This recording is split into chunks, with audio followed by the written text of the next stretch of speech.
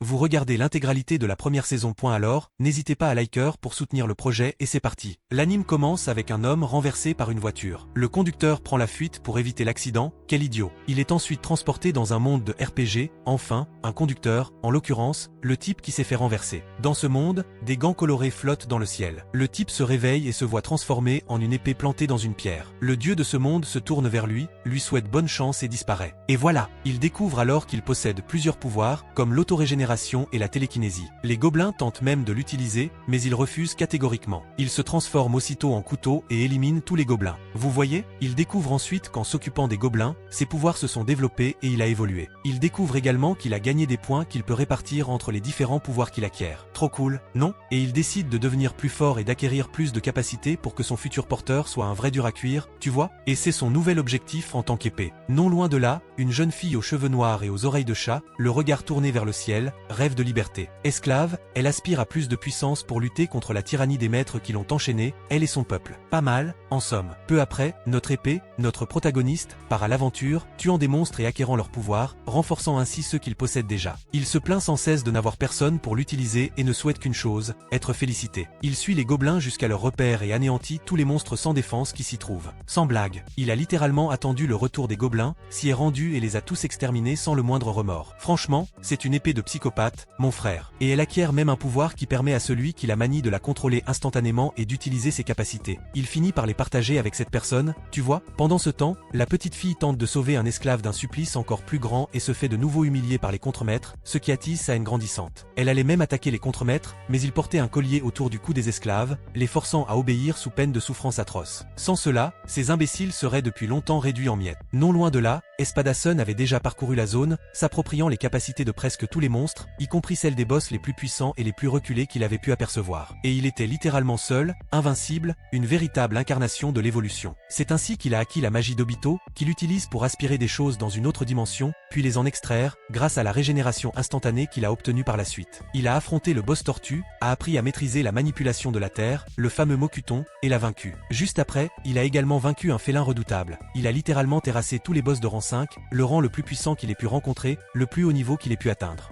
Et il décida d'aller au-delà de ses limites. Il pouvait voir, mais lorsqu'il se reposait, il restait coincé au sol. En gros, la zone annulait toutes ses compétences dès qu'il touchait le sol et drainait toute sa mana, ce qui expliquait l'absence de monstres autour de lui. Il était tellement frustré de rester allongé là, à crier et à attendre quelqu'un, qu'un mois passa. Il commença à désespérer et se mit à crier qu'il savait cuisiner. Il avait même utilisé une bonne partie de ses points pour faire évoluer sa compétence culinaire au niveau maximum, le niveau 10. Il mérite vraiment des éloges. Il possède même un pouvoir qui augmente considérablement les compétences de son utilisateur, en l'occurrence ses attributs, et il est toujours là à hurler, alors qu'il se met à pleuvoir, et il crie « Je suis la meilleure épée du monde, au secours. Je suis la meilleure épée ». Il voulait que quelqu'un la manie, et il est là, tout de noir vêtu, vous voyez? Non loin de là, la petite Neko et tous ceux qui l'entourent sont attaqués par un ours bicéphale féroce, et les lâches contremaîtres, fidèles à eux-mêmes, ont laissé tous les esclaves immobiles pendant que le monstre les attaquait, alors qu'ils s'enfuyaient. Vous imaginez? Et bien sûr, l'ours s'est mis à tabasser tout le monde pendant que les contremaîtres prenaient la fuite. Mais, mes amis, le karma est une chose qui va et vient. Et bien sûr, l'ours a jeté un esclave sur le contremaître et s'est contenté de prendre pied. À cet instant précis, son ordre a été annulé et les esclaves ont pu bouger. Tous les esclaves se sont enfuis, mais la petite fille, épuisée, a saisi un bâton et s'est lancée à la poursuite de l'ours de toutes ses forces. Et bien évidemment, elle a été projetée au loin. La bande n'avait plus grand chose à faire. Alors qu'elle rêvait de devenir plus forte, elle entendit la voix du maître d'armes et ils se rencontrèrent enfin. Après une conversation des plus cocasses, où elle lui confia être une surprise et où il se montra tout timide devant le charme du garçon, elle parvint à manier l'épée, révélant sa faiblesse. Cependant, cela n'inquiéta pas le maître d'armes, qui avait passé les derniers mois à perfectionner son article. Elle se lança à la poursuite de la bête ours, confiant se sentir comme une guerrière ayant terrassé d'innombrables monstres. Et c'est exactement ce qui s'est passé. Grâce à l'habileté de l'épéiste, elle bénéficie de la même expérience du combat que lui, et l'ours n'a aucune chance. Elle lui assène un coup puissant et précis, et l'ours s'écroule. Mais à ce moment précis, un des contremaîtres apparaît, prêt à lui voler son épée, et continue de lui donner des ordres à cause du collier. On sait bien qu'il aurait pu le faire aussi, puis il lui montre le contrat et lui dit « Tant que j'aurai ça, tu ne pourras rien faire ». Le bretteur observe,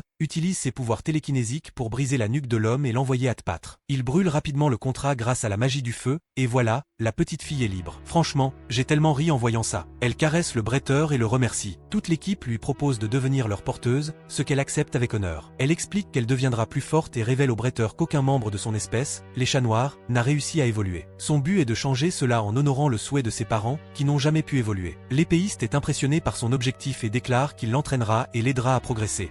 et il l'aide à trouver un nom, qui est Fran. Et Elleday reçoit le nom de maître, car il a promis de la former, de l'aider à devenir forte, il est donc son maître à ses yeux. S'ensuit une scène touchante où elle dort en le serrant dans ses bras dans la calèche, tandis qu'il prend soin d'elle et lui assure qu'il ne laissera personne l'approcher. Elle, de son côté, lance des regards furieux à tous. Cette scène entre eux est tellement mignonne. C'est une définition qui dépasse l'amour romantique tel que nous le connaissons. Puis, une brève explication. La race bestiale peut évoluer en repoussant ses limites, et elle en est fière. Cependant, les chats noirs n'ont pas su évoluer, y compris les parents de Fran, qui se sont surpassés et l'ont littéralement abandonné. Quelle irresponsabilité. Une simple petite fille, quand même. Ces types ne pensaient qu'à eux. Incroyable, non, mais tout s'est bien terminé, car Fran est maintenant pris en charge par l'épéiste, qui envoie des tas de gobelins dans l'au-delà, et qui a même appris la magie de l'eau en un rien de temps. D'après le bretteur, elle apprend très vite, mais sa plus grande qualité est son affection. Un peu trop affectueuse, c'est certain. Une embuscade de gobelins vise des voyageurs, mais Fran les élimine rapidement et sauve les aventuriers à proximité. Le bretteur est déjà en train de transmettre le message par télépathie. Parle-moi, tout simplement. Je te parlerai uniquement par télépathie. Personne ne doit savoir ce que je dis, sinon il y aura des problèmes. Elle acquiesce. Sur ce, elle accompagne le vieil homme snob et le garde jusqu'à l'endroit indiqué. Je n'aimais pas vraiment ce vieux snob, il avait l'air d'un traître. Je l'aurais bien laissé là avec les gobelins et tout se serait bien passé. Mais bon, que faire? Et puis, on a découvert qu'à cause de la disparition mystérieuse des boss de rang 5, les gobelins attaquent les zones voisines, et l'épéiste se sent déjà coupable, car c'est lui qui avait vaincu les boss, et maintenant les gobelins s'en prennent aux aventuriers. Oh là là, le garde est un type bien. Il m'explique tout sur les grades d'aventurier, et je le montre à Fran, ce n'est pas très différent. S est le plus fort, et G le plus faible des deux. Pendant ce temps, le vieil homme, qui n'apprécie pas l'origine de Fran, grommelle en lui traçant le cou avec ses couteaux, au lieu de lui témoigner sa gratitude. On voit ensuite Fran ronfler auprès de l'épéiste, observant la scène. Si quelqu'un ose s'en prendre à Fran, le gamin, assoiffé de sang, ne demande qu'à l'avoir touché. À son réveil, le garde conseille à Fran de chercher une guilde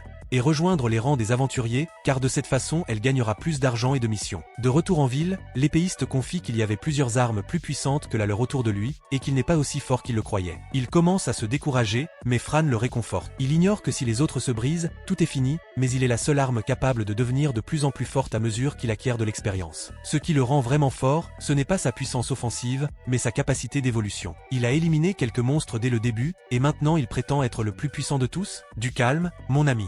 C'est du hockey. Elles se rendent à la guilde, et la réceptionniste tente d'expliquer à Fran que devenir aventurière est une voie quelque peu dangereuse, mais Fran affirme que tout va bien. Elle l'emmène ensuite passer l'épreuve de la guilde, Alessa, qui est le nom de la guilde, et l'évaluateur est un Oni vraiment redoutable. Oni signifie démon. Mais Fran regarde et répète que tout va bien. Fran et l'épéiste se préparent à un combat acharné contre l'Oni, et il ne se retient pas un instant. Au début, Fran compte uniquement sur ses esquives, tandis que l'épéiste tente de minimiser les attaques ennemies grâce à son expérience, mais ils finissent par n'avoir d'autre choix que de passer à l'offensive. Le bretteur utilise alors un sort de renforcement sur Fran, qui se déchaîne contre l'Oni, parvenant même à lui infliger une bonne entaille, mais sa régénération est très rapide. Ils doivent donc combiner la magie du bretteur et les techniques d'épée offensive que Fran a apprises pour vaincre l'ennemi. Il n'y a pas d'autre solution. Le maître d'armes le piège avec une technique de libération du bois et utilise même la magie du feu pour le maintenir en alerte. Fran déchaîne alors toute sa puissance, combinant magie et maniement de l'épée, et envoie l'homme valser. La réceptionniste, surprise, s'interroge sur ce qui vient de se passer, tandis que l'évaluatrice lève le pouce, signifiant sa réussite.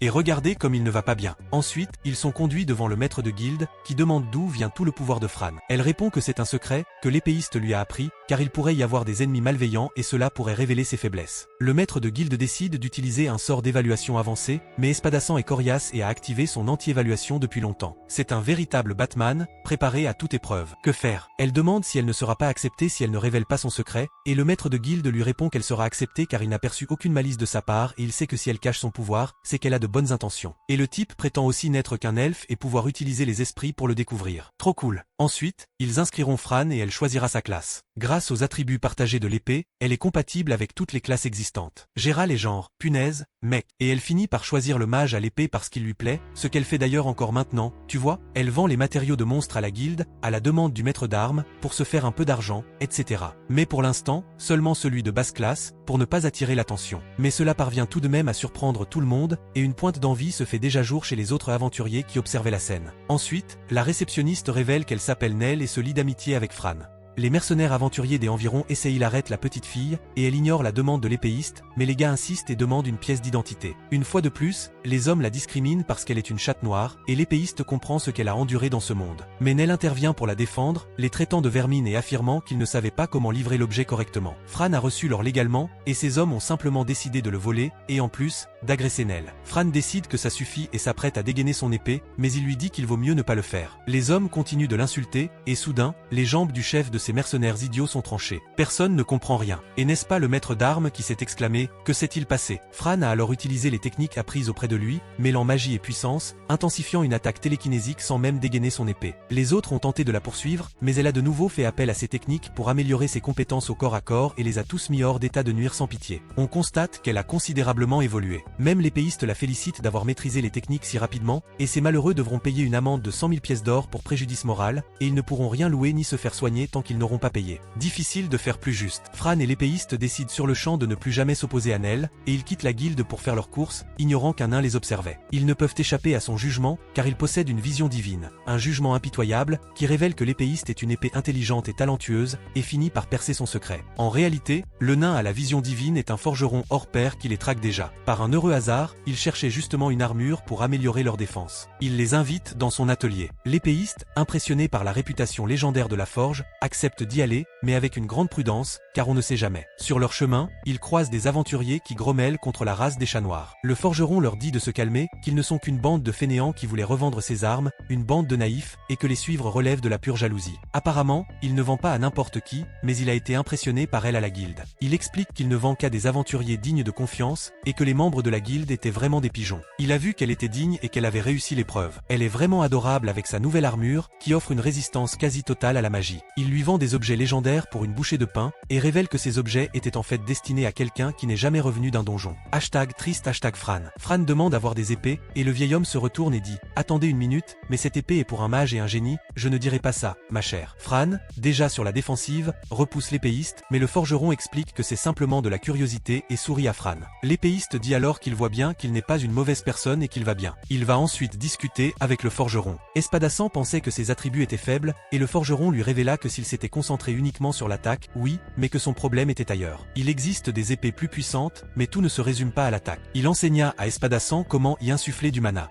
Dans le cas de la petite fille, et l'attaque de l'épée sang augmente considérablement dans son état, et il affirme qu'elle est supérieure à de nombreuses épées grâce à sa conductivité de mana élevée, ce qui signifie que plus on investit de mana, plus le multiplicateur de son attaque est important. Et là, le bretteur s'émeut, mais Fran se tourne vers lui et lui dit qu'elle a su dès le début qu'il était exceptionnel. Le garçon s'émeut alors encore plus, c'est vraiment drôle et mignon tous les deux. Et la traduction précédente était un peu erronée. Ce n'était pas un maître, c'était un professeur, c'est comme ça qu'elle l'appelait, vous savez, mais en réalité, on ne peut pas l'interpréter ainsi, il y a plusieurs façons de le comprendre, mais en gros, c'est une variante de Sensei, vous comprenez? Après cela, le forgeron explique qu'il a peut-être été créé par un forgeron divin, dont seulement 5 ont été confirmés jusqu'à présent. Et dans ce cas, ces forgerons sont déjà d'un niveau bien supérieur au sien, vous comprenez? Et l'épéiste sort les monstres restants, mais maintenant de haut rang, et les lui donne pour qu'il lui fasse un fourreau. Et il dit qu'il pourrait même faire une armure avec, mais ils disent qu'ils n'en ont pas les moyens, et il dit que ce n'est pas grave. Bon, alors je vais prendre ces objets géniaux, fabriquer l'armure, le fourreau, et je me débrouille pour le reste. Et là, il me dit, ouais, mais ça te va? Mec, je vais prendre plein de trucs, ça me va très bien, et à vous aussi. Et là, tout le monde est content. Ils disent qu'ils livreront le fourreau dans 3 jours et l'armure de Fran dans 1 mois, avant leur départ pour l'aventure. Ensuite, ils partent en quête de provisions et d'ustensiles de cuisine et entrent dans une boutique tenue par un aventurier à la retraite qui traite Fran aux petits soins. Enfin, sérieusement, ils y trouvent de quoi concocter un repas absolument délicieux, et c'est bien là l'essentiel. Après cela, ils se rendent dans une auberge pour retirer du rhum, en utilisant leur carte de guilde comme pièce d'identité, ce qui s'avère très utile dans ce monde. Après cela, Fran est ravi de la chambre et dit qu'il n'a jamais été aussi bien au lit. L'épéiste repense à sa vie passée, à tout ça, et lui promet de prendre soin d'elle et de la protéger jusqu'à ce qu'elle puisse évoluer. Elle est folle de joie et le remercie sur le champ, c'est trop mignon. Après cela, il utilise enfin son talent culinaire de niveau 10 et prépare un banquet pour Fran.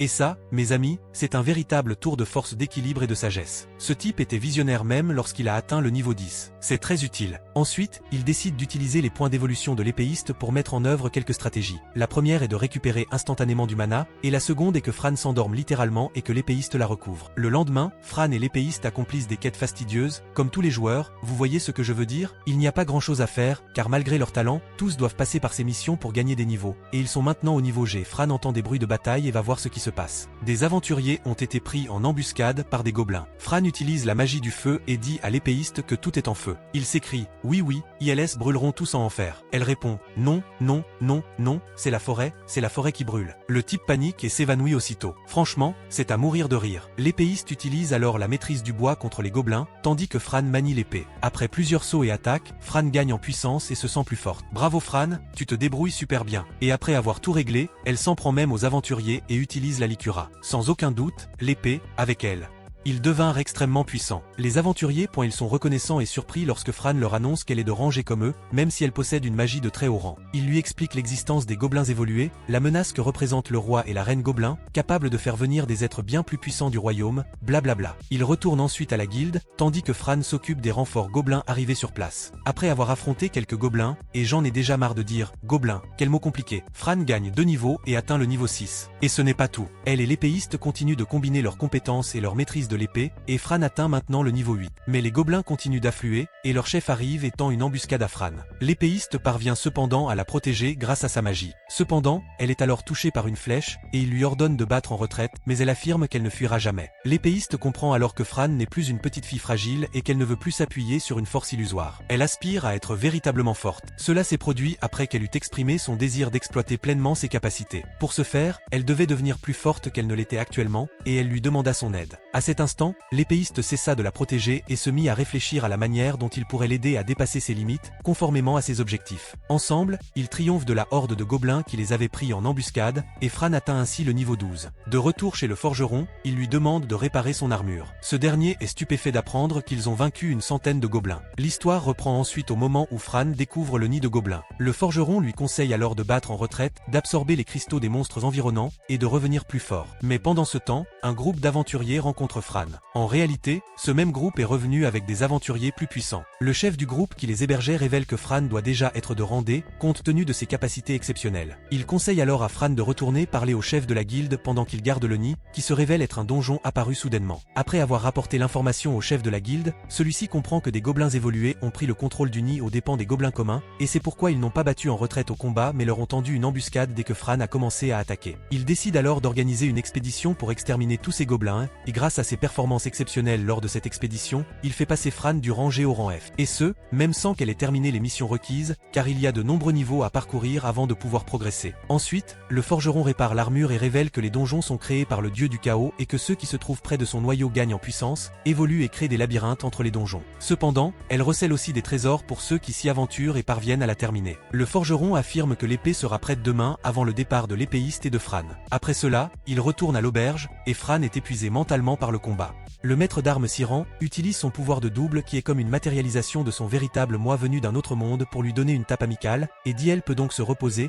elle s'est déjà trop dépensée aujourd'hui. Ensuite, Fran emmène l'épée dans un espace de baignade pour la nettoyer, ainsi que l'épée elle-même. Je préfère ne rien dire à son sujet, vous savez, ce n'est pas le genre de personne qu'il faut fréquenter. Là, elle rencontre Néo et ses amis, qui l'invitent à dîner après son bain. Néo lui révèle alors qu'il existe des chevaliers plus forts que les aventuriers, mais qu'ils protègent et obéissent aux ordres d'un noble de la région, un véritable crétin, qui refuse d'aider les aventuriers car il se croit supérieur. Franchement, c'est un imbécile. Il ne lèvera probablement le petit doigt que lorsque la situation dégénérera. Elle parle de l'aventurière de rang à qui réside dans la guilde et qui est actuellement en mission pour analyser des boss monstres mystérieusement disparus, toujours avec l'aide de l'épéiste. Ils devront explorer les donjons avec les aventuriers présents, dont Fran, à qui elle souhaite bonne chance. Puis elle évoque les 10 dieux qui ont créé tout dans ce monde, et après eux, 78 autres dieux qui ont donné ses couleurs au monde et créé de nombreuses choses. Enfin, elle parle de la déesse du chaos, l'une des principales créatrices du donjon et de l'énergie du chaos, afin que le monde ne stagne pas et puisse toujours évoluer grâce à ceux qui œuvrent à sa protection. Jusqu'à ce que le dieu de la guerre, et je ne parle pas de Kratos, bascule du côté obscur par cupidité. Il devint fou et défia les 9 en duel. Évidemment, ils le battirent tous, et ils dispersèrent ses morceaux aux 4 coins du monde, les scellant un par un. Mais tous ne purent être scellés à 100%,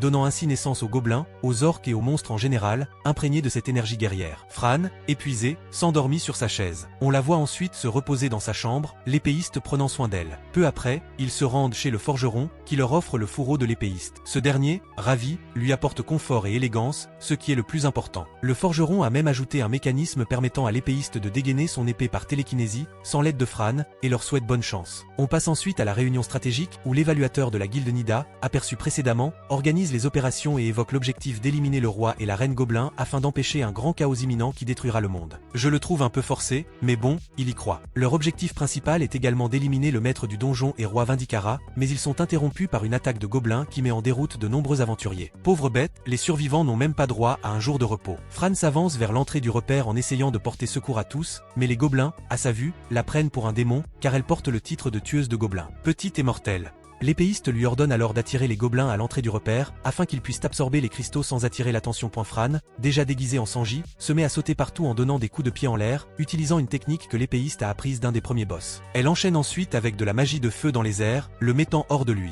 Et la magie supersonique, en touchant le sol, projette tout le monde au loin, sans leur laisser la moindre chance, mon garçon. Et l'épéiste profite du rassemblement des gobelins à l'entrée et utilise sa magie de feu avancée pour les plonger tous dans un sommeil profond, comme dans les griffes du diable. Tu plaisantes? Fran pénètre dans le donjon pendant que les autres affrontent les gobelins. Le maître d'armes compte bien qu'elle s'attribue toute la gloire. De plus, elle est plus forte là-bas, il serait donc injuste que les autres en profitent. Pendant ce temps, dans l'antre, le maître du donjon invoque une créature très puissante. Après cela, Fran et l'épéiste avancent, ne tuant que les gobelins aux capacités utiles et envoyant leur corps dans une autre dimension afin de ne pas attirer l'attention de la guilde, laissant les autres sur place pour les bonus. Après une longue période d'évaluation et de prudence, ils parviennent à récupérer tous les cristaux désirés, ne laissant que les gobelins les plus faibles aux aventuriers. Et maintenant, tu sais quoi? Du barbecue de gobelins sur une brochette. Hier, le bretteur a lancé un sort de feu puissant, et tout le monde est retourné à la base. Ils ont ensuite accédé à l'étage suivant, où ils ont rencontré des gobelins évolués et la menace qui les attendait. Les gobelins l'ont senti, les ont fait fuir, et ils les ont laissés, évidemment, l'apporter au roi des gobelins. Puis, on voit des aventuriers qui arrivent enfin à l'entrée du donjon,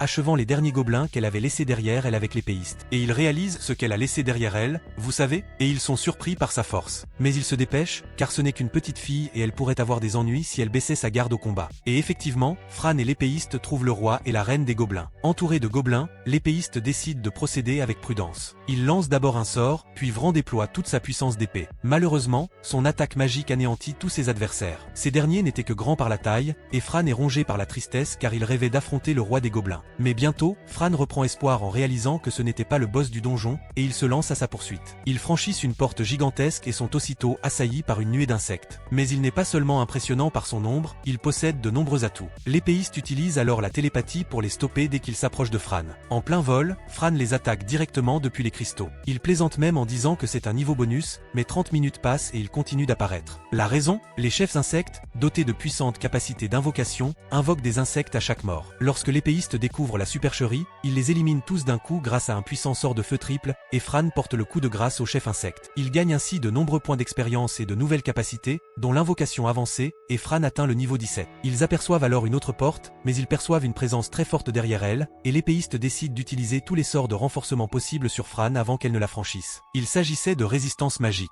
Augmentation des attaques, régénération automatique et le grand motivateur, celui qui la galvanise. Il lui promet que si elle revient saine et sauve, il lui préparera le meilleur plat qu'elle ait jamais mangé. La petite fille, folle de joie, franchit la dernière porte. Là, il rencontre un démon sinistre, un monstre de rang B, le plus puissant qu'ils aient affronté jusqu'à présent. Selon l'épéiste, il a le pouvoir de détruire des nations et possède des compétences inédites, dont une appelée « voleur de compétences ». Il découvre ensuite que le maître du donjon était un gobelin chétif. Malgré cela, il tente de donner des ordres au monstre, mais celui-ci l'ignore grâce à son pouvoir, annulant le contrôle habituellement conféré par l'invocation d'un monstre. Il ordonne au gobelin de se taire sous peine de retourner à sa base, puis dégaine sa puissante épée et engage un duel féroce avec Fran et l'épéiste, un adversaire redoutable. Fran l'attaque et le désarme, puis passe à l'offensive, mais elle baisse sa garde. Il rappelle alors son épée à la réalité, la projetant au loin. C'était le véritable pouvoir de l'épée, une sorte de téléportation vers son porteur, mais Fran est indemne. Le démon utilise alors un sort de magie noire pour se placer derrière elle et lui trancher littéralement les bras. Waouh! À ce moment-là, j'étais désespéré, mais l'épéiste utilise rapidement la télékinésie pour repousser le monstre et créer un mur de feu. Pendant ce temps, Fran se régénère instantanément et avoue avoir été imprudente, promettant de faire plus attention. L'épéiste rétorque que ce n'était pas de l'imprudence, mais simplement que l'adversaire est extrêmement résistant. Tandis que Fran se défend contre ses attaques, l'épéiste analyse sa technique, jusqu'à jusqu'à comprendre qu'il s'agit d'une manipulation des ombres. Il guide alors Fran dans les airs pour éliminer toute ombre et ils parviennent à le frapper avec une onde supersonique. Mais le monstre riposte par une attaque magique brutale. Fran est noir, et l'épéiste dit que ça ne marchera pas, qu'il devrait simplement l'utiliser pour se téléporter et s'enfuir tant qu'il est encore temps. Mais Fran est têtue, elle dit qu'elle veut gagner et se lance à la poursuite du monstre, bien décidée à savourer le fameux plat de l'épéiste. Le monstre loue même son courage, mais lui reproche son manque de puissance et lui demande d'y mettre plus de force. Il la reconnaît comme une personne très puissante et affirme qu'elle possède même une vitesse et une maîtrise de l'épée supérieure aux siennes. Il va donc simplement lui retirer ses capacités, et c'est ce qu'il fait. Il ne lui reste plus que la mort. Si vous avez aimé, n'hésitez pas à liker. Le démon géant se jette alors sur Fran,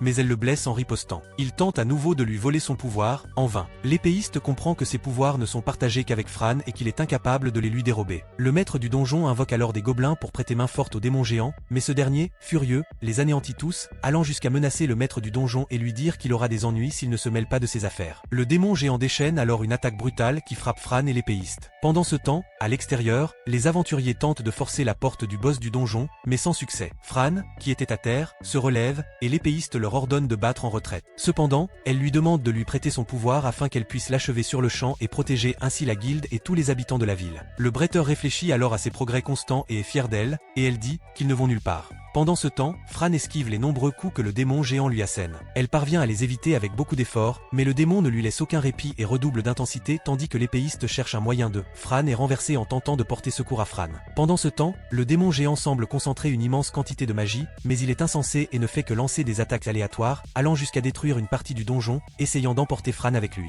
L'épéiste remarque alors que le démon géant évite certaines zones, notamment celle où se trouvait le maître du donjon, et y voit une ouverture. Fran se précipite alors sur le maître du donjon. Surpris, le démon géant se jette devant lui, le protégeant et encaissant toutes les attaques. Ils se souviennent alors des paroles du commandant, vaincre le maître du donjon entraînerait la mort de tous les monstres invoqués. Il lance donc plusieurs sauts de magie de feu sur eux, mais le démon géant les défend aussitôt avec sa barrière d'énergie sombre. L'épéiste sait qu'il ne le vaincra pas ainsi. Fran et lui conviennent donc de concentrer toute leur énergie dans une attaque brutale, et elle accepte ce pari risqué. Dès qu'il cesse de lancer des sorts, le démon géant attaque, mais Fran esquive aisément, et déjà en l'air, profite de l'occasion. Fran utilise la recharge de mana du démon pour propulser l'épée à toute vitesse vers le maître du donjon, tout en l'attaquant avec divers sauts magiques. Cependant, le démon riposte rapidement en attaquant l'épée avec de la magie pendant qu'il se défend contre les attaques de Fran, mais l'épée esquive et se dirige vers le démon, qui était la véritable cible, l'épée qui était le cristal du démon. Le démon arrête l'épée avec beaucoup d'efforts, mais l'épée ne se décourage pas et active sa magie du vent pour commencer à transpercer le démon. Le démon est surpris par les paroles de l'épée, et celle-ci lui demande comment il ose blesser Fran, puis concentre tout son mana pour transpercer le démon, le transperçant férocement, laissant Fran euphorique et le démon surpris alors qu'il se dissout dans les airs. Mais l'épée a utilisé tout son mana, et elle commence à se briser. Fran court et tombe à genoux en pleurant, serrant l'objet dans ses bras, mais celui-ci a absorbé le cristal du démon. Il assure à Fran qu'il va bien et qu'il se rétablira maintenant qu'il a absorbé le mana du démon. Fran est ravi que le maître d'armes soit sain et sauf, mais le maître du donjon invoque furtivement un autre démon. Fran s'empare de l'épée du démon et la tranche, emportant avec elle une partie du maître du donjon. Ce dernier se vante que tant qu'il possède le bracelet, il peut ressusciter autant de fois que nécessaire. Fran lui tranche la main, affirmant que cela devrait régler le problème et lui permettre de se venger. Le maître d'armes, loin d'être naïf, ramasse l'objet. Le noyau du donjon explose alors et le maître du donjon est exécuté, sa main seulement tranchée. Le donjon est détruit, tout le monde arrive et le maître d'armes conserve l'épée du démon. La surprise est générale lorsque Fran révèle avoir vaincu le maître du donjon. L'un des aventuriers évalue le démon au sol et constate qu'il est de rang B, à la surprise générale point le commandant d'y être soulagé qu'elle aille bien, car il était très inquiet. Et maintenant qu'elle va bien, il lui rappellera les règles point après avoir réprimandé les aventuriers jusqu'à ce que l'éclat dans ses yeux s'éteigne, le maître d'armes révèle à Fran qu'elle est désormais niveau 25 et qu'elle a beaucoup évolué, car au début du donjon, elle était niveau 12. Il ajoute que plusieurs de ses compétences ont également évolué et qu'elle est maintenant au même niveau que les commandants. Lui aussi est très fort, son auto-évolution a atteint le niveau 8 et ses statistiques ont augmenté. Il lui demande joyeusement quelles compétences elle souhaite améliorer, mais elle ne répond pas. Il remarque alors qu'elle est profondément traumatisée par la réprimande du commandant. Mais le maître d'armes fait rapidement renaître une lueur dans ses yeux lorsqu'elle se souvient du curry qu'elle a obtenu grâce à cette victoire. Il avait promis de le préparer, et il tiendra sa promesse. Elle est déjà toute excitée et pleine d'entrain, et même le commandant se retourne, perplexe. Mais le maître d'armes avait déjà dissimulé son trouble, et tout finit bien. Elle aborde ensuite l'art et la technique de l'épée, et le maître d'armes acquiesce, après tout, ils avaient été essentiels. Lors de l'affrontement contre le démon géant, les deux compétences atteignent le niveau 10, débloquant ainsi l'art et la technique de l'épée maîtresse avec un point chacun, ainsi que l'épée élémentaire de niveau 1, qu'ils viennent d'acquérir. Fran est déjà impatiente d'utiliser utiliser l'élément feu sur son épée, et ils élaborent déjà une stratégie pour utiliser le voleur de compétences, obtenu du démon géant. Ils améliorent donc le voleur de compétences au niveau 10, ce qui leur donne 100% de chance de voler la compétence de la cible. Il ne peut être utilisé qu'une seule fois par cible, et la compétence ne peut être réutilisée qu'après 432 heures. Tous deux sont surpris, et le maître d'armes insiste sur le fait qu'ils ne doivent pas utiliser ses compétences sur leurs alliés. Lorsque Fran plaisanta sur le fait de voler les compétences du commandant, le maître des lieux la remercia et s'excusa de ne pas avoir su qu'il existait un monstre de rang B. Il la réprimanda d'y être allée seule, mais lui fit comprendre qu'il lui était reconnaissant car il y aurait eu de nombreuses victimes si elle n'avait pas été là. Ceci fait, il remercia également le corps démoniaque, qui serait un matériau de première qualité pour la guilde, mais demanda où se trouvait le cristal démoniaque, car c'était un objet convoité par de nombreux pays. Fran répondit qu'il avait été détruit au combat, et il décida de ne pas insister, mais quelqu'un fit irruption dans la pièce, interrompant leur conversation. C'était un chevalier noble, snob et d'une laideur repoussante, qui affirma qu'elle mentait et qu'elle ne pouvait rien lui cacher. Ils se demandèrent qui était cet homme. Il se présenta comme le vice-capitaine de la guilde, avec ses manières étranges. Ils se souviennent alors que Nell avait mentionné un noble vice-capitaine et avait refusé d'envoyer des troupes au cachot, et il le méprise déjà. Il poursuit en affirmant avoir le don de déceler les mensonges, et l'épéiste s'apprête à le démasquer. Ce type est un vrai minable, et son seul talent est celui qu'il a mentionné, mais en réalité, il sert surtout à rendre ses mensonges plus crédibles que ceux des autres. Le bretteur comprend donc qu'il s'amuse à accuser et condamner les autres à sa guise, et demande à ce qu'on arrête Fran. Le chef refuse, prévenant qu'elle a déjà vaincu un démon de rang B, et que si le vice-capitaine s'en prend à elle, il ne pourra pas la maîtriser. L'imbécile tremble, et décide donc que, finalement, il restera là avec le butin du donjon, et le chef de la guilde lui demande à nouveau s'il plane à cause des saucisses, ce à quoi il répond par la négative. Pas question, fiston, le cristal appartient à Fran. Après tout, elle a conquis le donjon toute seule, et les chevaliers n'ont pas participé à ces bêtises, alors ils n'auront rien. Le noble continue de divaguer, débitant des inepties, et le chef de guilde le remet à sa place. L'épéiste remarque une lutte de pouvoir au sein de la guilde, alors Fran décide d'utiliser les cornes du maestro et du donjon pour les partager et mettre fin à la dispute. L'idiot lui donne une tape sur la main, jette les cornes au loin et lui demande si le chef de guilde ne lui a pas appris les bonnes manières. Fran, bouleversé, va chercher ses objets et confronte l'idiot. Elle allait l'exécuter, mais l'épéiste dit qu'il vaut mieux éviter, pour éviter les ennuis. Il décide donc d'utiliser le voleur de compétences sur lui, puisqu'il est un être méprisable, et maintenant qu'ils ont le voleur de compétences de niveau 10, ils seront sûrs à 100%. Avec cela, ils ont obtenu l'essence de niveau 5 niveau de tromperie, et même un niveau 4 en étiquette de cours, avec un taux de réussite de 100%. Fran prétend alors avoir 100 ans et lui demande s'il peut vérifier si c'est vrai ou non. L'idiot reste planté là, mal à l'aise, sans savoir quoi faire, et s'enfuit honteusement, en lâchant même un paix devant Néo. Franchement, j'ai bien ri. Néo arrive ensuite et le chef explique qu'il est un être répugnant et qu'il a obtenu son poste grâce à l'argent. Il explique que les nobles engagent des chevaliers qui restent assis à ne rien faire, gaspillant leur expérience pour gagner des niveaux, et qu'elle devrait se méfier car ils lui en veulent certainement. Puis il annonce une bonne nouvelle. Fran va passer du rang E au rang D dans la guilde, une sacrée progression. Il révèle qu'il voulait qu'elle passe directement au rang C, mais les supérieurs de la guilde ont jugé que ce serait un grand pas en avant et ont donc accepté seulement le rang D. Il lui conseille de ne pas oublier de récupérer la récompense bonus qu'ils lui ont laissée. Elle aussi, très enthousiaste, remercie tout le monde avec ses nouvelles compétences en matière de politesse. Dans la salle de guilde, tous les aventuriers la félicitent et Néo lui offre une belle récompense. Tous se mettent à bavarder avec elle, la remerciant de les avoir sauvés du donjon et s'extasiant sur son courage. L'épéiste lui suggère de les aider également, puisqu'elle a reçu une si belle récompense. Elle règle donc l'addition pour tous, qui sont ravis ce soir-là. Tous applaudissent, et l'épéiste songe que si elle avait battu en retraite, la ville ne serait peut-être pas aussi prospère, et à quel point elle est incroyable. Elle s'endort en parlant du curry qu'il promet de préparer pendant son sommeil. Le pauvre type de tout à l'heure est désorienté, ne sachant même plus qui il est, allongé là, dans une ruelle. Espadassan rêve alors que des déesses lui parlent, mais Fran le réveille. Espadassan n'y voit aucun inconvénient, puisqu'il a rêvé. Après tout, il n'a même pas besoin de dormir, étant une épée. Il se met ensuite à préparer un curry, qu'il concoctera en grande quantité et conservera grâce à la magie, pour que Fran puisse toujours en déguster des plats frais. Puis, ils utilisent leur talent culinaire pour séparer la viande, faire revenir les oignons et préparer tous les ingrédients, toujours avec magie, ce qui rend le tout encore plus incroyable.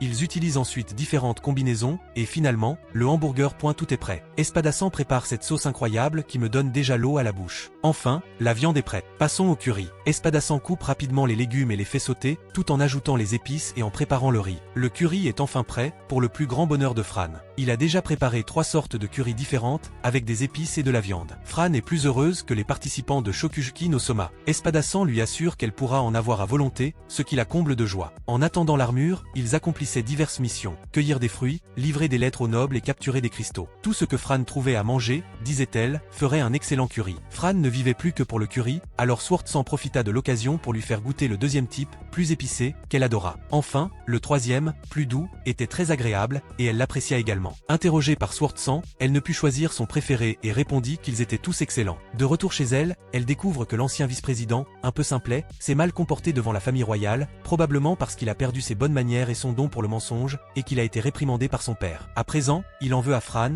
et le garde, qui est son ami, la met en garde. Sur le chemin du retour, ils se rendent compte qu'ils sont suivis et décident de se rendre dans un lieu où ils pourront se battre et affronter leurs adversaires. L'un d'eux se révèle, le vice-président, complètement désemparé, prétendant qu'elle est l'âme de l'âme. Elle le trompe en prétendant ne pas le connaître, et grâce à son habileté, il la croit. Mais elle insulte de nouveau son peuple, puis invoque le mercenaire qui commence à la menacer. Fran semble le reconnaître et est déjà surprise. Elle révèle que les chats bleus sont les ennemis jurés des chats noirs, son peuple, et la scène suivante montre une nouvelle héroïne entrant en ville. Fran révèle, tout en se préparant au combat, que les chats bleus ont jadis dupé les chats noirs, les réduisant ainsi à l'état d'êtres inférieurs. Depuis, ils profitent de cette situation et vendent son peuple à des marchands d'esclaves. Fran, malgré sa puissance actuelle, tremble encore de peur en repensant à son passé, tandis que le mercenaire continue de se vanter. Soudain, il porte un coup, et India déclare que son peuple ne sert qu'à être chassé par le sien. Mais l'épéiste appelle Fran, qui part l'attaque. Fran, encore sous le choc, raconte qu'en voyageant avec ses parents, elle a cru à plusieurs reprises qu'elle allait mourir, traquée par ses maudits. Fran reçoit alors un coup et s'envole. Le mercenaire s'approche de Fran et lui raconte qu'un membre de son peuple a tenté de résister. Il a alors déchiré les membres de sa fille sous ses yeux, puis a fait de même avec elle, et qu'il peut maintenant faire la même chose à Fran. Il la tire par les cheveux, la forçant presque à se lever, et, tout en lui marchant sur la tête, il énumère d'autres atrocités commises contre son peuple, espadassant, puis lui rappelle qu'elle est forte maintenant, qu'elle a vaincu un démon de rang B, et qu'elle ne perdra pas face à des idiots comme lui. Elle se relève et réagit. Le mercenaire est surpris, mais conserve un air de sang-froid. Fran lui demande combien de personnes de son espèce il a exécuté, et il répond qu'il a arrêté de compter après 10, se vantant à nouveau. Fran déclare alors qu'elle peut désormais l'achever sans le moindre remords. Aussitôt, elle lui vole son épée et la range après lui avoir tranché la main. Il riposte, mais Fran l'attaque aussitôt. D'abord la jambe, ce qui fait tomber la voiture, puis l'autre pied, et enfin le bras. La femme à l'épée annonce alors qu'elle va porter le coup fatal, mais Fran rétorque qu'elle doit aller jusqu'au bout, qu'elle veut changer le destin de son peuple et qu'un misérable comme lui ne peut vivre, car il ne fera que nuire à autrui. Elle n'a donc pas d'autre choix que d'agir, et le maître d'armes lui ordonne de la laisser faire et de l'aider. Fran porte le coup fatal, cette fois à la tête. L'idiot gît alors, terrorisé, au sol, et le chef de la guilde communique avec Fran avant qu'elle ne prononce le nom de sa victime, par l'intermédiaire d'un esprit de l'eau. Fran dit que l'esprit ressemble à une créature visqueuse, ce qui offense le chef. Il rétorque que seuls les esprits supérieurs ont forme humaine et qu'il est absurde d'en invoquer un à cet endroit, sauf en cas de guerre ou autre. L'homme défend bec et ongle les esprits inférieurs. Bref, pour en revenir à nos moutons, l'idiot de vice-président était assigné à résidence, mais il s'est échappé avec une grosse somme d'argent. Son père a mis sa tête à prix et il purgera désormais sa peine pour le restant de ses jours dans un cachot. Fin de l'histoire. Fran a reçu une récompense pour sa capture, et le chef lui a demandé d'étouffer l'affaire et de les laisser tranquilles. Après tout, elle ne voulait pas s'attirer les foudres des nobles, ce qui lui causerait bien des ennuis. Soudain, Fran a heurté les coussins gonflables et est tombé au sol. Mais il s'agissait en réalité d'une elfe, l'aventurière que nous avions déjà vue, et elle aussi semblait un peu folle. Elle a enlacé Fran en l'appelant « ma fille ». Fran a tenté de la repousser, et l'elfe lui a dit que ce n'était pas la réaction qu'elle attendait, et qu'elle pouvait l'appeler « maman ». Fran s'est débattu à nouveau et a essayé de la repousser, mais l'aventurière était trop forte. Le chef de guilde l'arrête alors et la présente. Elle s'appelle Amanda et elle est de rang A, ce qui les surprend toutes les deux. Espadassant analyse ensuite son œuvre, elle est incroyablement puissante et demi-elfe. Puis elle salue Fran et lui dit qu'elle a fait sensation dans la guilde. Puis commence le rapport de mission, sans qu'elle le sache, mais c'est grâce à Espadassant qu'elle a vaincu tous les boss de la zone qu'elle explorait. Fran part, dit au revoir, et la demi-elfe s'excuse. Fran lui dit que ce n'est rien. Dès lors, elle se met à la suivre partout, que ce soit en mission, à la bibliothèque, lors de ses sorties, et même à sa fenêtre. Ça commence à ressembler à une affaire de police, c'est certain. Après avoir mis le feu à Fran lorsqu'elle a envahi sa baignoire, Fran s'enfuit rapidement dehors, mais la folle continue de la suivre. Fran va alors se plaindre à Neo, qui lui explique que malgré son comportement étrange, elle n'est pas une mauvaise personne, qu'elle dirige un orphelinat depuis son plus jeune âge, qu'elle appréciait probablement beaucoup Fran et qu'elle a beaucoup d'empathie pour les enfants. C'est toujours aussi étrange, mais passons. Elle aide les enfants malheureux et les dieux lui ont conféré le titre de gardienne des enfants, mais cette femme ne cesse de regarder Fran d'un air bizarre, ce qui ne fait qu'empirer les choses. Neo affirme pourtant qu'elle est une bonne personne, puis soudain, elle apparaît derrière elle, la faisant sursauter. Neo la réprimande, puis elle se tourne vers Fran et lui dit que lorsqu'elle aura réglé ses problèmes, elle pourra appeler sa mère, et Franil refuse à nouveau. Neo informe alors le chef de guilde qu'il attend Fran, et elle entre, le surprenant. Il lui montre plusieurs cristaux provenant de monstres de rang D et supérieur et évoque son passé d'aventurier. Fran se demande s'il lui donnera les cristaux. Il lui en offre 2 si elle accepte d'explorer un donjon d'araignée, et elle réclame les 10. Il lui en propose donc 3, et elle en demande 8. Il lui en offre 4, et elle refuse froidement, disant que ce sera 6. Il rétorque que c'est le maximum et qu'il ne peut pas la laisser prendre davantage. Elle lui tourne le dos et lui dit au revoir, et il s'empresse d'ajouter qu'il lui en donnera 5. Elle confirme alors et accepte. Elle réclame donc les 5 acomptes, et l'épéiste, tout excitée par les cristaux, la complimente sur ses talents de négociatrice. Elle lui demande alors pourquoi il tient tant à ce qu'elle explore ce donjon, et il lui révèle que sa promotion suscite le mécontentement, certains l'accusant d'avoir acheté son poste ou affirmant que le chef de guilde a un faible pour les jeunes filles. Elle accepte donc la mission de Randé et par mettre fin à ces rumeurs. La demi-elfe un peu folle réapparaît alors et prétend avoir entendu toute la conversation par hasard incroyable. Non, et accepte de les accompagner. Le chef de guilde, muet de stupeur, finit par refuser. On retrouve ensuite Fran et l'épéiste chez eux, en train de manger du curry et de discuter de cette mission dans les donjons des araignées. Finalement, l'épéiste absorbe les cristaux et obtient ainsi 45 points à répartir dans son évolution. Il a acquis plusieurs pouvoirs liés à l'eau et diverses autres compétences, trop nombreuses pour être énumérées, mais l'une d'elles a retenu mon attention. L'invocation de familier de niveau 6, qu'il compte utiliser dans le donjon. La scène suivante montre Fran affrontant le demi-elfe, qui semble avoir du mal, mais il s'agit apparemment d'un entraînement avant le donjon. Alors, n'hésitez pas à liker pour soutenir le projet et c'est parti. Le lendemain, Fran arrive au point de rendez-vous et trouve plusieurs chevaliers et le demi-elfe qui se précipite pour l'enlacer. Le chevalier blond se présente alors avec deux autres et explique qu'il sera le chef de l'expédition dans le donjon. Il précise qu'il est un chevalier de rang C et que l'expédition permettra aux aventuriers de rang E d'accéder au rang D. Les aventuriers commencent ensuite à se présenter. Un voyou, chef de sa bande, fixe Fran du regard. Il y a un elfe qui est du même niveau que le maître de guilde. Et il y a d'autres citoyens,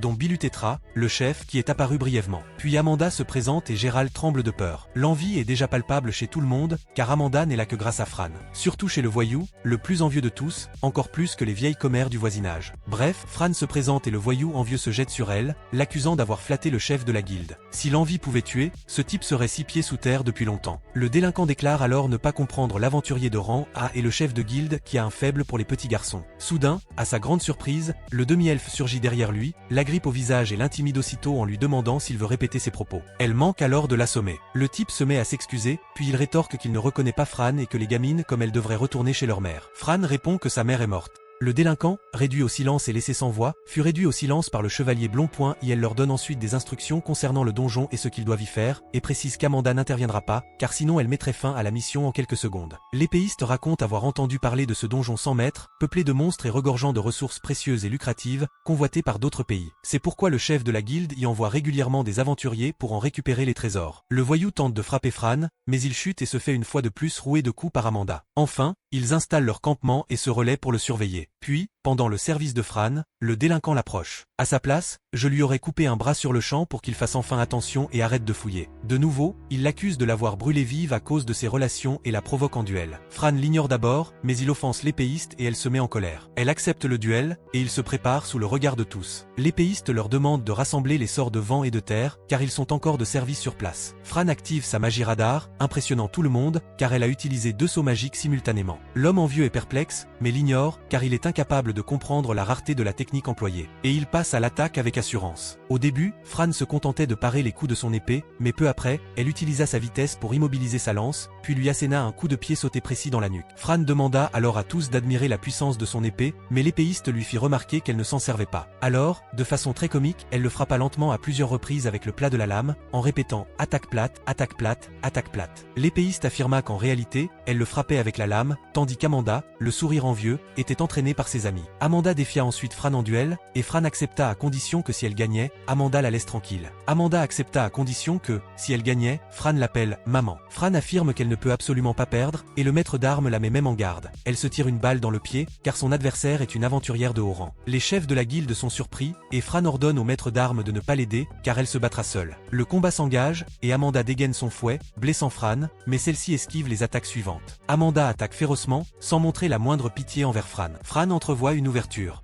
et tente d'attaquer Amanda, mais elle en profite pour le frapper point avec le manche du fouet coincé dans la poche de Fran, qui se révèle être une véritable aventurière. Elle décide de devenir plus sérieuse, imprégnant le fouet du pouvoir d'Amanda, et maintenant, c'est comme si le fouet avait une vie propre. Fran échappe de justesse au fouet à plusieurs reprises, et Amanda, impressionnée, déclare que cela fait longtemps que personne ne l'a esquivé avec autant d'aisance. À l'une de ces occasions, elle finit par atteindre Fran avec des pierres que son fouet a projetées au sol près d'elle. Inutile de dire que les chefs de l'expédition sont impressionnés. Fran active alors la magie du vent pour augmenter sa vitesse, tout en utilisant la télékinésie. Elle maintient ce pouvoir actif pendant qu'elle charge Amanda, en récitant une incantation de feu. Amanda prend beaucoup de plaisir à ce combat, mais affirme qu'elle en finira bientôt. Elle effleure l'estomac de Fran d'un coup, mais cette dernière ne recule pas. Elle utilise la magie du vent et se lance à la poursuite d'Amanda, profitant de l'absence du fouet. Mais Amanda érige une barrière pour arrêter Fran. Cependant, tout en planant dans les airs grâce à cette barrière, Fran libère la magie du feu qu'elle avait accumulée, la récitant par télékinésie, et finit par atteindre Amanda, surprise avant même qu'elle ne soit touchée. Le sol où se tenait Amanda Amanda semble s'être transformée en lave. Les chefs accourent au secours d'Amanda, et l'envieuse a peine à y croire. Fran, à terre, couverte de blessures, se demande si elle a vraiment gagné, mais Amanda émerge des flammes et félicite Fran, qui ne s'attendait pas à autant d'elle. Amanda s'en est sortie indemne grâce à son pouvoir d'affection spirituelle. Fran continuait d'avancer, mais elle tomba au sol et Amanda se précipita pour la soigner, s'excusant de l'avoir trop forcée. Espadassan analysa la situation et le pouvoir s'activa automatiquement, transformant toute attaque en une autre, avec un délai de récupération de 24 heures avant de pouvoir être réactivé. Espadassan repensa alors à tout ce que Fran avait accompli pendant la bataille et à la façon dont elle avait prouvé sa valeur à tous, tandis qu'Amanda continuait de veiller sur elle avec inquiétude. Fran rêve de sa mère, mais se réveille bientôt. Amanda lui parle et lui dit qu'elle est très forte, mais lui conseille de se reposer, car après tout, elle n'est qu'une enfant et est mentalement fatiguée, autrement dit, épuisée. Puis Amanda se souvient de sa promesse. Fran tente alors de parler, mais n'y parvient pas. Amanda la prend dans ses bras et lui dit qu'elle est allée trop loin avec sa provocation. Elle sait que la mère de Fran vit toujours dans son cœur et ajoute qu'il faudra du temps avant que la mère de Fran lui fasse confiance, mais qu'elle sera toujours là pour Fran et qu'elle peut lui faire confiance. Espadassan utilise son pouvoir sur Amanda et constate qu'elle dit la vérité. Fran trouve alors du réconfort dans les bras d'Amanda, et Espadassan avoue même être jalouse. Le lendemain, Fran s'excuse pour l'incendie du camp, mais le chevalier lui dit que ce n'est rien et qu'ils sont tous responsables. Fran remarque ses blessures et il révèle que tous l'ont acclamé et ont défié Amanda, mais que personne n'a tenu aussi longtemps que lui. Le chevalier utilise alors sa clé pour briser le sceau du donjon, une clé que seuls les membres les plus éminents de la guilde possèdent car elle empêche les envahisseurs d'y pénétrer, et ils entament l'exploration du donjon suivant. Un peu plus loin, on aperçoit un sorcier tenant un liquide rougeâtre, et les yeux d'un démon en arrière-plan, mais Fran et les aventuriers pénètrent dans la grotte. Dès le premier étage du nid d'araignée.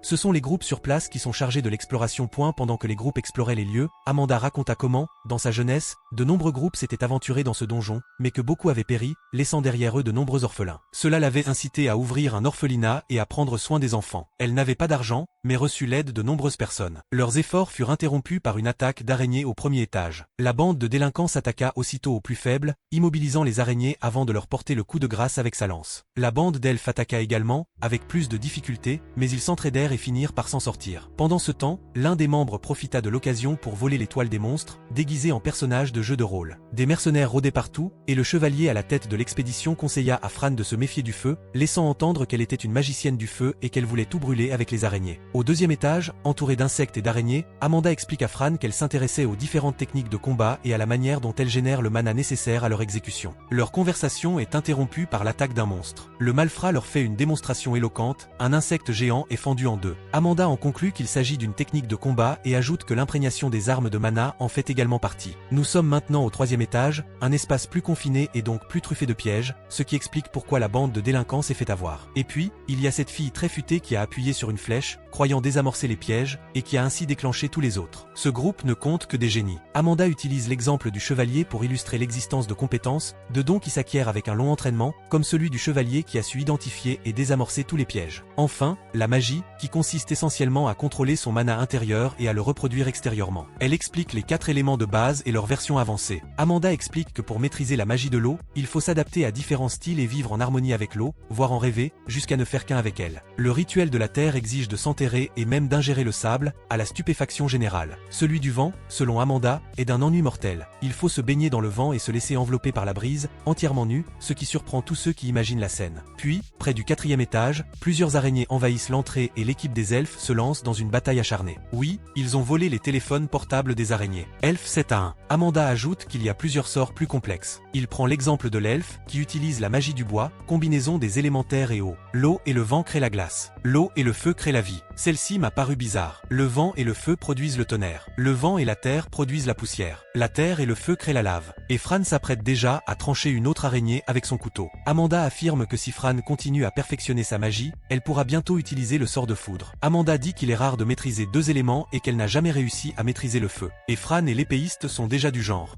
Est-ce rare? Waouh, parce qu'ils les ont déjà tous les 4 dominés. Bref, ils font une pause au 4e étage pour manger et se reposer, et Fran partage son curry sacré avec Amanda, surprenant l'épéiste. Amanda révèle alors qu'il existe la magie blanche et la magie noire, et qu'elles sont généralement maîtrisées par les monstres et encore plus rarement par les humains. Le bretteur ajoute qu'il vaut mieux ne révéler à personne qu'il maîtrise les 4 types de magie, y compris la magie noire. La magie blanche provient de la purification et de l'illusion, la magie noire de la magie du poison, de la nécromancie et d'autres pratiques similaires. Fran demande si ceux qui maîtrisent la magie noire sont maléfiques maléfiques, et Amanda répond qu'il ne s'agit que de sorts et de pouvoirs qui ne révèlent pas la nature de celui qui les utilise. Bien qu'elle connaisse un nécromancien aux méthodes douteuses, celui-ci ressemble étrangement au jeune homme aperçu plus tôt, avant leur entrée dans le donjon. Fran est submergé par tant d'informations, et Amanda lui explique que les monstres possèdent des capacités uniques car ils maîtrisent la magie mieux que les humains, l'utilisant pour tout. Le bretteur comprend désormais l'origine de ces nombreux pouvoirs uniques, ils lui viennent de monstres. Le chevalier prévient que tout sera plus difficile à partir de maintenant et évoque des aventuriers téléportés sur les remparts. Il ajoute que des dangers plus grands rôdent là-bas, et conseille la prudence. Pendant ce temps, Fran tente de convaincre le bretteur de lui enseigner la magie du tonnerre, mais il refuse, car elle n'y connaissait rien et cela paraît très suspect. Mais il ne peut résister à son charme et lui propose de lui apprendre, même si elle ne peut pas utiliser la magie pour l'instant. Il maximise alors ses points de magie du vent, atteignant ainsi le niveau 1 de magie de la tempête. Grâce à leurs compétences en magie du feu et du vent, désormais au niveau 10, ils obtiennent le niveau 1 de magie de la foudre. L'épéiste l'a déjà placée là pour partager ce pouvoir avec elle et lui dit qu'elle pourra l'utiliser dès leur départ. Mais il est trop tard, elle a activé la magie par curiosité, mais heureusement, personne ne l'a vu. Il progresse ensuite dans le donjon,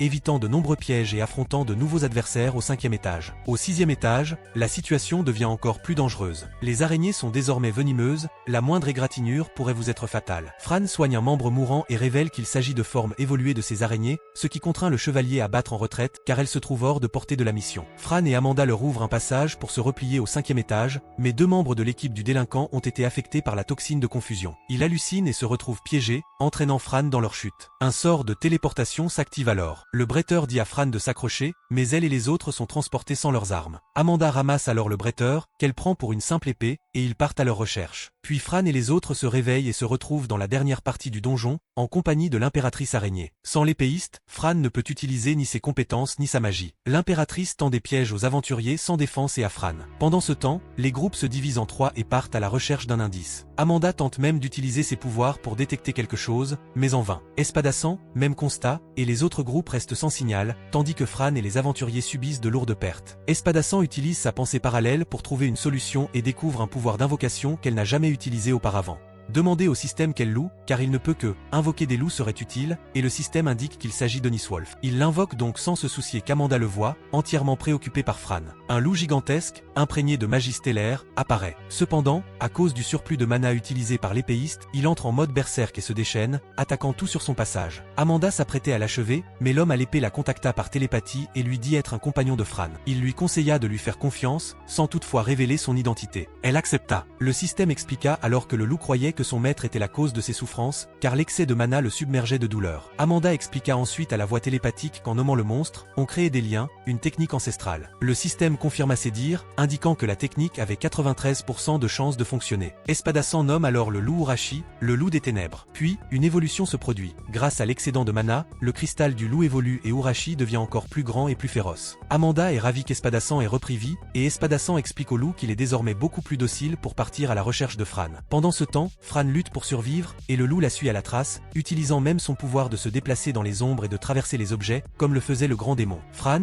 qui acceptait son sort, affirmant être resté la même qu'avant sa rencontre avec le maître d'armes, se souvient des paroles de ce dernier et se relève enfin. Même empoisonnée, elle demeure déterminée à évoluer comme une chatte noire, et elle ne peut plus abandonner maintenant qu'elle a reçu toute l'aide nécessaire et qu'elle fait confiance à son maître. Urashi utilise la magie des ténèbres pour repérer les pièges et un bond dans les airs pour les esquiver. Il trouve l'endroit, et Amanda déploie un puissant pouvoir pour ouvrir un passage, mais celui-ci est infesté de toiles d'araignée. L'épéiste promet alors de s'en occuper rapidement. Fran, déterminée, se lance à la poursuite de l'impératrice araignée, même si elle ne peut la vaincre. Pendant ce temps, l'épéiste canalise toute sa mana dans l'élément feu et lance une attaque brutale, déchaînant toute sa puissance juste au moment où Fran est touché. Il atteint son but et frappe l'impératrice, désormais enveloppée de flammes. L'épéiste se précipite à la rencontre de Fran, qui lui ordonne de se concentrer sur l'impératrice, mais celle-ci a déjà pris la fuite. L'épéiste soigne alors Fran, et elle le serre dans ses bras malgré la chaleur intense due à la magie élémentaire. Elle le remercie, et il lui dit être très fier d'elle, la complimentant sur son talent d'apprenti et son excellent parcours. Elle est heureuse de continuer à le serrer dans ses bras malgré sa chaleur. Amanda détend ensuite l'atmosphère en prenant Fran dans ses bras, et enfin, l'épéiste présente Uraxi à Fran, expliquant qu'il est comme un familier, un petit frère pour elle, et qu'il a déployé des efforts considérables pour la retrouver. Elle le remercie, et l'Uraxi devient tout duveteux. Amanda demande alors qui est le maître d'armes, maintenant que la poussière est retombée et que l'atmosphère hostile a disparu. Mais au même instant, lorsqu'elle aperçoit Fran, elle se rétracte, avouant avoir été très curieuse et qu'elle ne pouvait pas s'attendre à ce qu'elle lui fasse autant confiance. Elle ajoute qu'il est malvenu de se mêler des secrets des autres aventuriers. Fran dit ensuite qu'elle veut partager son secret avec Amanda. L'épéiste acquiesce, après tout, elle a été très utile jusqu'à présent, et Fran le dit à Amanda. Peu après, Amanda, très surprise par tout ce qui s'est passé, félicite l'épéiste, se présente, et ils deviennent amis. Elle est d'autant plus heureuse que Fran lui ait fait confiance. Ils se souviennent alors des autres aventuriers, déjà inconscients, et les soignent. Ils sont ravis de leur sauveur qui les a protégés tout du long. Amanda et Luraxi les portent, car ils sont incapables de marcher. À leur arrivée au point de rendez-vous des autres groupes, personne n'est encore revenu. L'impératrice se remet de ses blessures, et à ses côtés, on aperçoit une chouette qui semble maîtriser l'élément de la lumière. On voit ensuite Fran se réveiller, sa mère lui parlant. Puis, de retour auprès des aventuriers, ils sont encerclés par des araignées, mais ils se battent avec acharnement. Tous, à l'exception des chevaliers instructeurs et du délinquant, furent emprisonnés. Alors qu'un piège se refermait sur eux pour les anéantir, Fran arriva in extremis avec Amanda et les autres, les sauvant tous. Les personnes prises au piège furent rapidement libérées par Luraxi, qui lança plusieurs attaques de magie noire sur les toiles. Ensuite, Fran utilise sa magie du feu pour préparer un barbecue d'araignées. Amanda lance une tornade sur les araignées, et le hibou, esprit gardien de l'elfe, est envoyé chercher de l'aide. Fran découvre alors l'impératrice qui observait la scène. Elle se cache dans un cocon. Pendant ce temps, l'elfe utilise son esprit de hibou pour renforcer les points de vie de tous. Les chevaliers éliminent les araignées restantes, et Fran se concentre entièrement sur l'impératrice, mais celle-ci se recouvre de petites araignées, rendant leur fuite difficile. L'épéiste autorise alors Fran à utiliser la magie du tonnerre, et ensemble, elles anéantissent toutes les araignées. Une autre intrigue se trame. L'impératrice tente d'impressionner Amanda, mais riposte en projetant Fran dans les airs à l'aide de toiles. Amanda, désespérée, voit alors ses souvenirs refaire surface. Elle a dit qu'il y avait un garçon et une fille de la même race que Fran. Elle ne leur a pas appris à se battre car elle voulait qu'ils vivent, même si cela aurait pu abréger leur vie, mais c'est ce qui a finalement causé leur mort. Et Amanda affirme qu'elle ne laissera absolument pas Fran périr elle aussi. Amanda déploie une magie du vent d'une puissance exceptionnelle et anéantit l'impératrice araignée en quelques secondes. Impressionnés, tous sont subjugués. Amanda court serrer Fran dans ses bras, mais cette dernière, furieuse, l'empêche de se venger. La jeune femme, l'épée à la main, lui lance « Elle aurait au moins pu laisser un cristal, non ». Amanda, dépitée, réalise qu'elle a gâché l'ambiance. Les chevaliers découvrent un passage vers le niveau final, où se trouve le noyau du donjon. Amanda, en larmes, supplie Fran de ne pas lui en vouloir. Puis, au cœur du gisement, il découvre plusieurs cristaux, à la stupéfaction générale. Le chef de l'expédition prévient que toute fuite d'informations aura des conséquences et qu'il est hors de question de glisser quoi que ce soit dans leur poche. Le bretteur est impatient d'absorber tous les cristaux. Le voyou va remercier Fran, qui, ravi, lance un sort de feu et laisse le chauve chauve. Elle raconte que l'araignée l'aurait achevé sans elle, mais il est furieux d'avoir jeté le chauve. Fran demande alors à Amanda, réunie autour d'un feu de camp, si elle a déjà vu quelqu'un de son espèce évoluer. Amanda répond que non, même si elle croit en son potentiel, mais qu'elle ne doit pas trop s'épuiser. Et l'épéiste constate qu'Amanda est sincèrement inquiète pour Fran. Finalement, elles reviennent et font leur rapport. Le chef du clan, ainsi Kurashi sous sa forme réduite, et nous découvrons Kurashi est un monstre de niveau C. Le chef de clan la félicite alors pour ses exploits et lui déclare que cela devrait suffire à prouver sa valeur aux autres. Il lui accorde ensuite la permission d'accéder au donjon suivant, comme elle l'avait demandé. Puis, à la demande du maître de guilde, Fran s'y rend pour une nouvelle évaluation de classe. Et maintenant, elle est devenue une mage à l'épée. Enfin, ils vont récupérer l'armure de Fran, dont chaque pièce a été nommée pour en amplifier les propriétés. Le forgeron affirme que ces objets sont bénis par les dieux des bêtes et des insectes. L'épéiste affirme donc que la tenue est trop révélatrice et expose au danger. Le forgeron explique que certains préfèrent cette polyvalence pour se protéger, car il a constaté que c'était plus efficace, et que la tenue possède une barrière protectrice. De plus, grâce à l'origine de Fran, cette armure active un pouvoir de blocage instantané des attaques mortelles, une capacité propre au chat noir. Le forgeron dit aussi qu'il va déménager à Humult, le donjon où Fran se rend. Mais l'épéiste voyage par la mer, et les nains ne s'entendent qu'en montagne, ils se retrouveront donc là-bas. Pendant ce temps, Amanda rend visite au propriétaire de la boutique d'outils et le salue comme un vieil ami.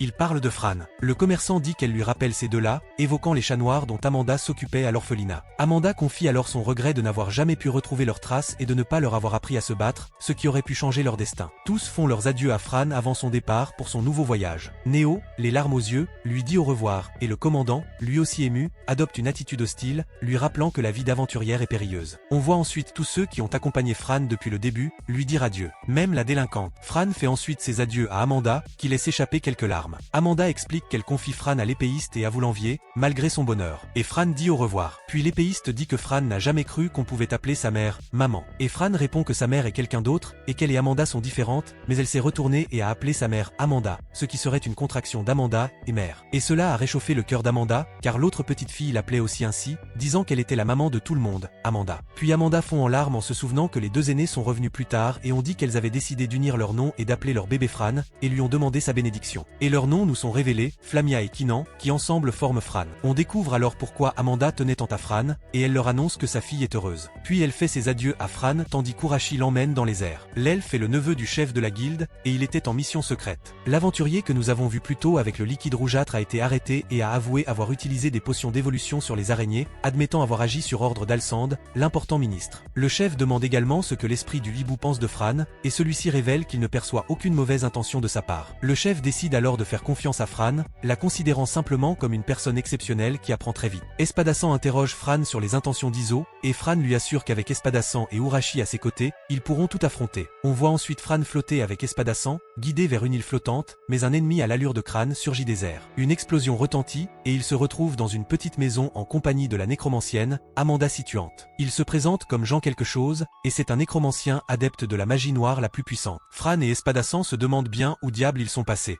Et je tiens à remercier une fois de plus tous ceux qui sont partis aimer, abonnez-vous et laissez des commentaires. Grâce à votre soutien, nous avons terminé une nouvelle série. Quelle sera la prochaine? Dites-le nous en commentaire. Dies est parti. On s'arrête là, on est tous ensemble.